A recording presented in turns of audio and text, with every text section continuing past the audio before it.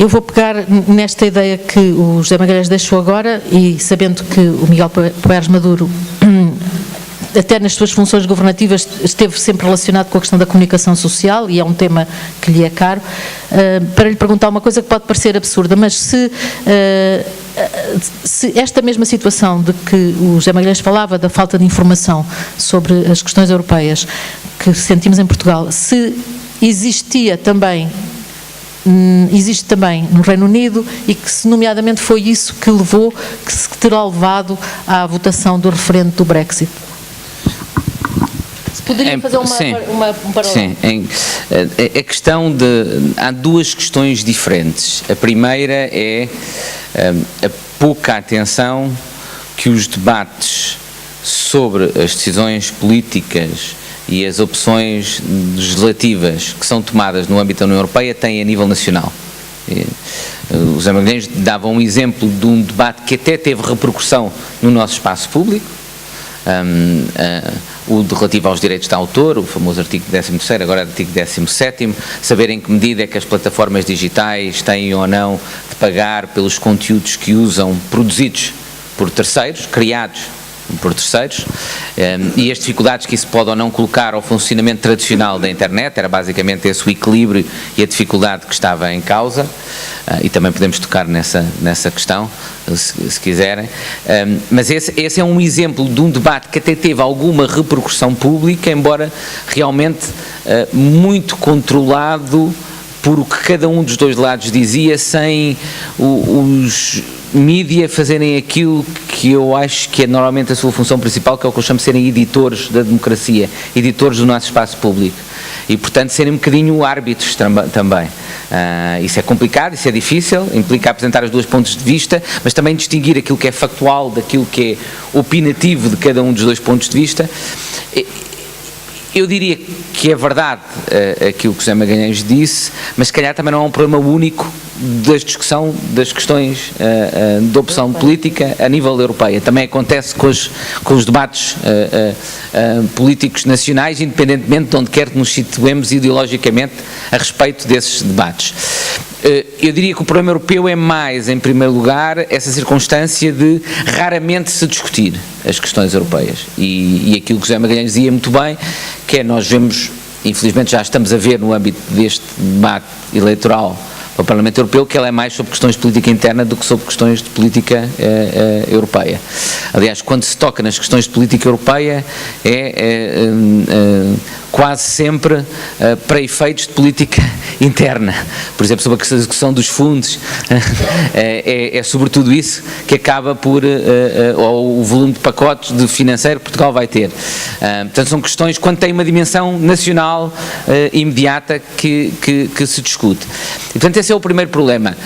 A União Europeia é responsável, há quem diga, por 80% da legislação que hoje em dia se aplica nos Estados-membros, e o debate público que nós temos, e incluindo a expressão nos nossos mídia, nos nossos jornais, na comunicação social, dessa importância ao nível das políticas públicas que tem a União Europeia, não reflete essa importância. Portanto, é como se nós estivéssemos a discutir uma árvore ou outra e não discutíssemos a floresta. Esse é o primeiro problema. Depois há um outro problema nessa matéria que não tem a ver diretamente, e este também não tem a ver necessariamente só com a comunicação social, porque a dificuldade é um problema também de tradução desse debate europeu para o debate nacional.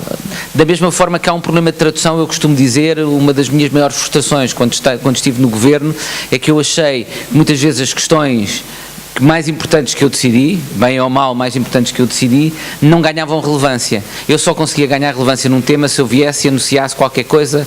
Se eu mudar, por exemplo, a estrutura de incentivos ou a forma como organizamos os pagamentos para formação profissional, ninguém presta atenção a isso, não consigo nenhuma cobertura comunicacional. Se eu disser, eu vou dar mais 600 milhões, tenho logo um título de jornal no dia seguinte. E, portanto, este é um problema geral do funcionamento da nossa política e da dificuldade comunicacional que temos hoje nestas matérias. Portanto, acabamos por não discutir o mais importante. Se calhar, às vezes, o mais importante é a forma como nós gastamos o dinheiro e não quanto é que estamos a gastar. Mas é muito mais fácil, em termos comunicacionais, vir dizer, vou dar um cheque disto ou vou dar um cheque daquilo. E isto é independente de cores políticas e de governos em causa. É uma dificuldade, quem quer que esteja no governo, quem quer que esteja na política tem. E, portanto, este problema é agravado a nível europeu porque há como 2 níveis de tradução. Como é que se torna interessante para os mídias e para as pessoas terem interesse e discutirem as questões políticas europeias.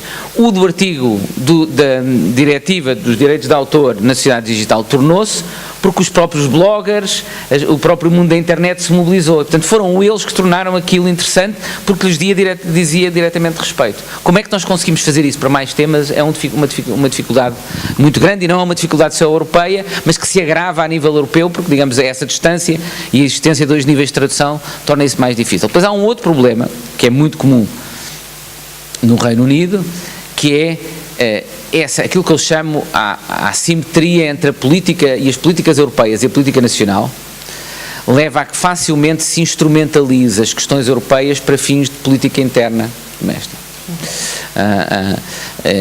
E isso é bastante fácil. Porquê?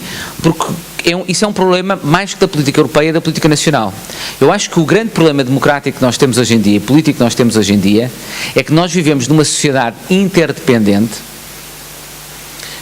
em que a grande maioria das nossas políticas tem de ser negociada com outras comunidades políticas com quem somos interdependentes, com outras democracias, se quiserem, ou depende de opções políticas de outras democracias. Os impostos que nós estabelecemos para as nossas empresas são resultado daquilo que nós, idealmente, enquanto portugueses, decidiríamos que as empresas deviam pagar, mas cada vez são mais resultado também daquilo que os outros Estados definem como os impostos sobre as empresas, porque nós sabemos que se nós fizermos uma taxa de imposto sobre as empresas que não é competitiva com aquela que esses outros Estados oferecem, as empresas vão mudar para esses Estados. O que é que isto significa? Significa que a nossa democracia já não é totalmente autónoma. Depende das opções políticas das outras democracias. Isto é o resultado desta interdependência. Isso que existe nos impostos existe num número crescente de matérias. O que é que acontece? A nossa política funciona, os nossos agentes políticos, nós como cidadãos, continuamos a pensar a política, a pensar aquilo que decidimos e, portanto, a dar incentivos aos nossos agentes políticos como se fôssemos totalmente autónomos. E depois, isto não é reconciliável a nível europeu, pois cada um dos líderes nacionais chega à Europa e não consegue reconciliar, porque os incentivos que os seus cidadãos lhe deram era na expectativa de que eles, por si próprios, podiam decidir sozinhos aquela questão. E não podem. Portanto, nós, para decidir aquilo que queremos sobre o euro, temos de pensar o que é que os outros pensam sobre o euro. A mesma questão sobre as migrações, sobre os refugiados. Senão não conseguimos ser eficazes. Mas isto é muito difícil. Eu acho que o grande problema, eu costumo dizer, o grande problema democrático da Europa não é que nós não saibamos aquilo que os cidadãos querem. Nós sabemos. O problema é que os cidadãos querem coisas muito diferentes em diferentes países europeus e a política, como está organizada a nível europeu, não consegue reconciliar essas diferentes preferências. E a política, fundamentalmente, é a capacidade de reconciliar diferentes preferências ou, quando não as conseguimos reconciliar, arbitrá-las de uma forma que, mesmo que discordemos, as consideramos legítimas, essa decisão final que é tomada. Não é? E esta é a dificuldade a nível europeu. Aquilo que os alemães, os bálticos, os holandeses pensam sobre o euro é diferente daquilo que o sul da Europa pensa sobre o euro. Aquilo que nós no ocidente da Europa, felizmente, continuamos a pensar sobre as políticas de imigração e sobre os refugiados é diferente daquilo que o leste da Europa pensa sobre esses temas. E a grande dificuldade da Europa é a incapacidade de reconciliar. E que depois leva a uma coisa um bocadinho contraditória, que é esta percepção que nós temos sobre a Europa, que ela ao mesmo tempo quase tirânica, está sempre a invadir, a impor a nossa soberania, e ao mesmo tempo ineficaz. O que nós pensamos é contraditório, não é? Quer dizer, como é que pode ser as duas coisas? Eu digo sempre, a forma como se discute e se fala da Europa, lembra-me aquela piada do Woody Allen no Annie Hall, no final do Annie Hall, em que de duas pessoas que vão a um restaurante e dizem como a comida é péssima, nunca comeram tão mal, é terrível, é a pior comida que alguma vez, não foi aquela que eu fiz como chefe no Eleven, é a pior comida que alguma vez que comemos, isto é intragável, e as doses são tão pequenas. Se pensarem é contraditório, mas é a forma como nós falamos da Europa, tanto dizemos que está sempre em dúvida, como é totalmente ineficaz, não consegue fazer nada. Isto é resultado desta dificuldade de relação entre o espaço político europeu, em que cada vez mais determina aquilo que se passa, e a forma como a nossa política nacional é organizada. Sendo que não é fácil resolver isso. Nós temos tentado, e sem dúvida que esta carta, para regressar à carta de Macron, é uma tentativa digamos, no seu lado, numa leitura positiva da Carta e mais otimista da Carta, é uma tentativa de europeizar o próprio debate sobre as eleições para o Parlamento Europeu, como dizia muito bem o José Magalhães. Tenho dúvidas que ele tenha sucesso, infelizmente, mas é uma tentativa. E eu reconheço-lhe esse mérito e reconheço-lhe outro mérito, que ele é o primeiro a apontar que a resposta àquilo que explica o sucesso dos populistas, que é oferecerem uma solução simples para as incertezas, para as inseguranças que as pessoas têm neste mundo interdependente em que sentem que estão a perder controle, em que na sua democracia nacional já não decide tudo o que afeta a sua vida, que já não tem esse controle. Ele percebe que, aliás, o lema daqueles que defenderam o Brexit, dos que ganharam, era take back control, retomar o controle, na expectativa que é uma ilusão de que se pode retomar esse controle nas fronteiras puramente nacionais. Aliás, os britânicos estão a ver que não é. Nesta discussão do Brexit, estão a ver que não é. Aliás, basta ver um dos paradoxos, já agora, se me permitem esse parênteses, e que demonstra como é que às vezes o poder não é estar sozinho, mesmo sendo maior, mas o poder é a nossa capacidade de usar influência junto de outros que nos dão uma escala maior. Uma das coisas que os britânicos se queixam agora é da inflexibilidade, da irritabilidade dos irlandeses. Que os irlandeses são inflexíveis, estão a impor a sua vontade. Eles deviam pensar que isso é a maior prova de que, afinal, pertencer à União Europeia, onde os irlandeses têm de negociar essa posição com 27 Estados-membros, lhe dá mais poder do que um Estado-membro tão grande como o Reino Unido. Os irlandeses estão a impor a sua vontade ao Reino Unido, sobre a fronteira entre a Irlanda do Norte e a República da Irlanda, porque estão a usar o quê? A escala e o poder que lhes dá a União Europeia, enquanto o Reino Unido está sozinho. São maior que a Irlanda, mas já não são maior que a União Europeia. Portanto, aquilo é um exemplo, precisamente, do absurdo que foi a decisão britânica desse ponto de vista. E o Macron percebe que a forma de responder a essa receita simples mas falsa dos populistas é dizer, neste mundo interdependente em que vivemos, e essa interdependência é função da globalização, mas é função também da transformação digital, depois podemos discutir se seria possível reduzir essa interdependência ou não. Eu acho que possível, tudo é possível. Nós podemos fazer como o Sr. Trump aqui em Portugal e fazer um muro enorme e não sair, não ter internet, não ter nada. Mas nós queremos viver num mundo desses? Não queremos. Eu costumo dizer, é um bocadinho como alguém deixar-nos no meio do deserto sozinho, lá com um helicóptero, e nós no meio do deserto dizemos, bem, finalmente, como ninguém nos pode impor nada, somos livres para ser e fazer o que eu quiser na vida. Quer dizer, no meio do deserto, pouco nos serve ter essa liberdade toda, porque não podemos fazer muito. Nós realizamos enquanto seres socialmente, na relação com os outros. E aquilo que nos realiza hoje, em muitos aspectos, está para lá do nosso Estado. Depende de formas de interação que estão para lá do nosso Estado, que é o que a internet nos oferece, a cultura, o cinema que vemos, a música que ouvimos, aquilo que consumimos em termos de bem, tudo. Portanto, a ideia de nos conseguirmos fechar é impossível. Portanto, a alternativa é como é que nós, e é o que o Sr. Macron diz, e bem, como é que nós retomamos controle democrático sobre as nossas vidas num contexto de interdependência. Ele diz, é a União Europeia que nos pode, não é através do Estado, mas é a União Europeia que nos pode voltar a dar controle sobre as nossas vidas. Esse é o aspecto positivo que eu acho. Eu acho que ele faz algumas propostas interessantes, outras que são um bocadinho inconsequentes, e depois há uma coisa que é muito francesa nisto, é que nós nunca sabemos, quando na França, em relação da Europa, nunca sabemos se ele está a falar de uma França europeia ou de uma Europa francesa. Os franceses têm sempre essa ambiguidade na forma como lidam com a Europa. E isso é visível na carta dele. Mas eu não quero ser cínico. Eu acho, quer dizer, que o que aqui está é positivo, apesar de também dizer e fazer essa crítica, que o Sr. Macron nem sempre é totalmente consequente. Não é?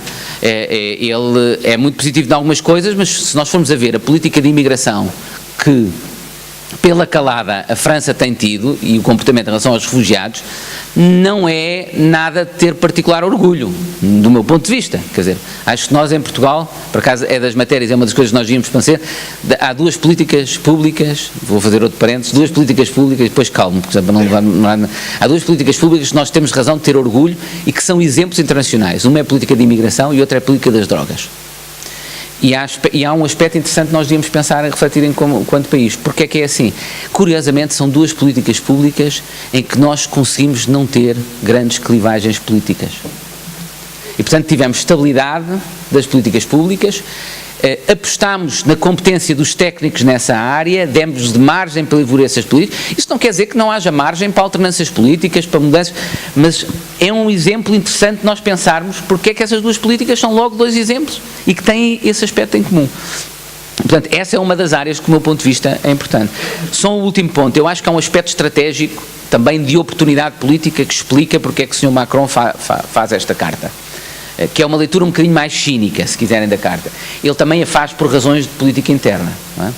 Ele estava acossado pelos Gillette Jones, não é? Pelos coletes amarelos, e, portanto, o que é que ele faz? É uma tentativa de restabelecer uma ligação com aquele que foi o seu eleitorado base, que curiosamente, e que coloca um desafio para os partidos tradicionais. O Sr. Macron foi o único que na posição, tomou a posição completamente oposta aos populistas, na defesa, enquanto candidato presidencial, na defesa de uma posição claramente europeia e de abertura ao mundo. Mas ele pôde fazer isso porque ao mesmo tempo era do seu interesse político. Porquê? Porque, até pelas lideranças que tinham, quer o centro-direita em França, nessa altura, quer o Partido Socialista em França, esses dois partidos tradicionais, e é o mesmo problema que aliás têm agora os conservadores e os trabalhistas no Reino Unido, esses dois partidos estão divididos em relação àquilo que é e que foi o tema político das eleições presidenciais francesas, e que a senhora Le Pen puxou, que era uma contraposição, não já tanto em termos clássicos de esquerda-direita, mas entre um lado protecionista, soberanista, de encerramento, e um outro de abertura à interdependência pró-europeísta. Essa é uma nova divisão ideológica que o Sr. Macron explorou do outro lado oposto àquele que tem vindo a ser explorado pelos populistas, mas que ao mesmo tempo representa, e o que ele está a tentar fazer com esta carta é restabelecer a ligação com esse eleitorado.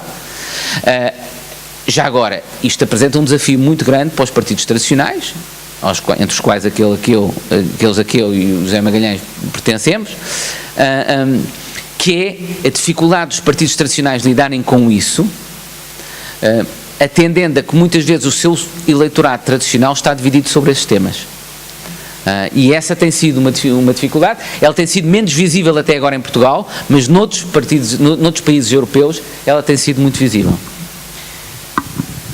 Há aqui uma questão, quer dizer, eles não estão a responder às perguntas que eu faço, mas não se preocupem, não faz mal, é o papel do moderador, é esse.